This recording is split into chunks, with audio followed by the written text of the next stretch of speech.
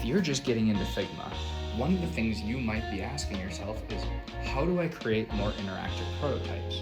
For example, how do I make it so that when I press the plus button, this number goes to 2 and 3 and 4, but when I press the minus, it goes up and down?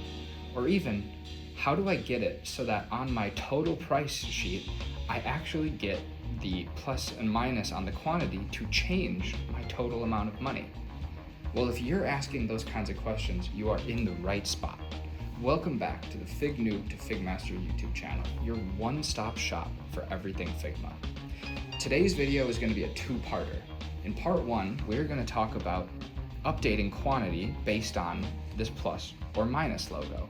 And in the next video, next week, we are going to combine this plus minus 1, 2, 3 quantity with updating the total, so that we get an updated total based on the number of carrots that you're buying or the number of quantity that you've selected.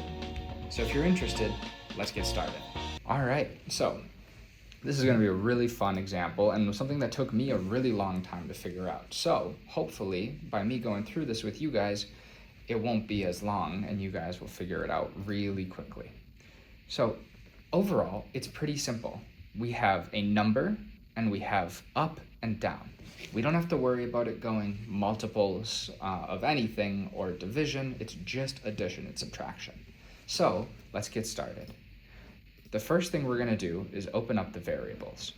We want to create a number variable. So I'm going to click create and go number. And I'm going to name it quantity carrots. And I'm going to set that value to 1 because that is our auto value right here. And then what I'm going to do is I'm going to close it, is I'm going to come over here and I'm going to click on my number 1. I'm going to go up to this part right here where it says apply variable, and I'm going to click on quantity caret. So now that number is attached to the quantity. Another small thing that you're going to notice is I have my alignment set to center and auto width. So that means that at some point, once we get to double digits, it will auto widen, but it'll always stay centered in our box. You want to make sure you do that. Otherwise, you'll have a lot more space on the left side than you do on the right side because all the numbers will start going to the right. All right, so now we have our first variable. What we're going to do is we're going to grab our plus button. So if we come over here and we click interactions, what you want to do is what you want to happen is on click of this plus, every time you click it, this number is going to go up by 1. So as soon as I click this, that should become 2 and 3 and 4 and 5. So what you're going to do is over here in action, you're going to click this and you're going to do on click set variable quantity caret to quantity caret plus 1. Now, why did we do that? Why is the target quantity caret, but the value is quantity caret plus 1? Well, let me explain it. So this value is quantity caret. We know that, we set it there, but this value is going to change. So in order for Figma to understand how to increase or decrease that number, what it's going to do is it's going to look at whatever this number is right now. So it can tell that this is a 1. So it's going to replace this box, quantity caret, with a 1, and then add another 1. So now it's going to become 2. So then the next time it looks at this, it's going to read, okay, this is 2. So let's add 1 to 2, and then it's 3. And then it's going to do the same thing over and over and over again. Figma will not allow you to just do plus 1. As you can see, it gives you an error. So what you have to do is quantity caret plus 1 so that you can get it so that it goes into the plus. And it keeps adding on top of itself. So let's check it out. So I'm going to click on that and I'm going to do shift space just so that I can get a quick preview of this page. And if we look over here and I press the 1, look at that. The number is going up by 1 every single time I click it. But now I want to make it go down. But we don't have that working yet, so let's figure that out.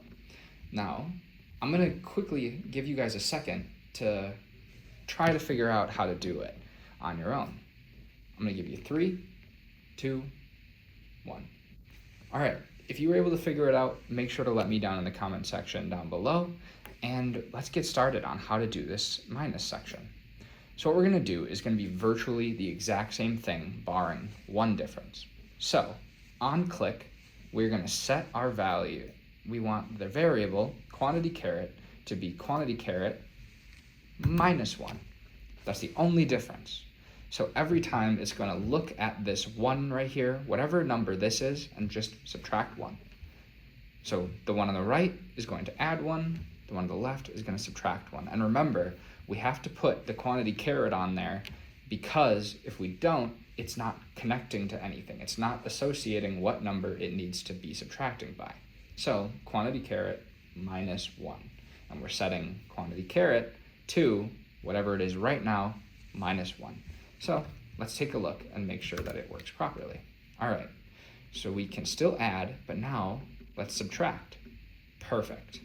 It goes up, it goes down. But let's take it a step further because I don't want my carets to be able to go into the negatives.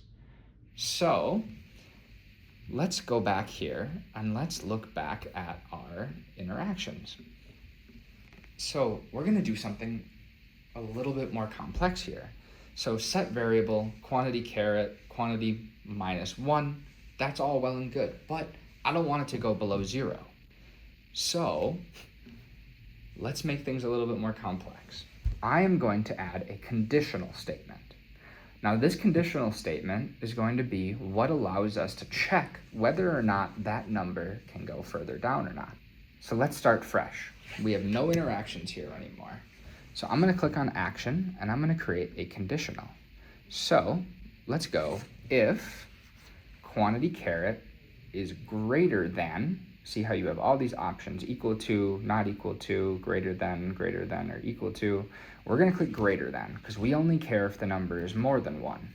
So if quantity caret is greater than 1, what we want to happen is set variable quantity caret to quantity caret minus 1. So if the quantity of the caret is larger than 1, so let's say 3, it's going to recognize that and then it's going to subtract 1. So now we have 3 minus 1, which would equal 2. But if the quantity of caret is already equal to 1, it's going to realize that it is not greater than 1. So then we need to do set variable quantity caret to 1. So it's just going to stay at 1. It's just going to keep on repeating the number 1 over and over and over again until it becomes higher. So let's test that out. We can move it up to 3, and now when we press minus, it still goes down, but once it gets to 1, as you can see, no matter how many times I press it, it's never going to go down further than 1. Perfect. So now let's do the same thing for plus. But let's say that our quantity can't get more than 10 pounds. How do you think you would do it? I'm going to give you guys 5 seconds to pause the video, try it on your own, and then come back.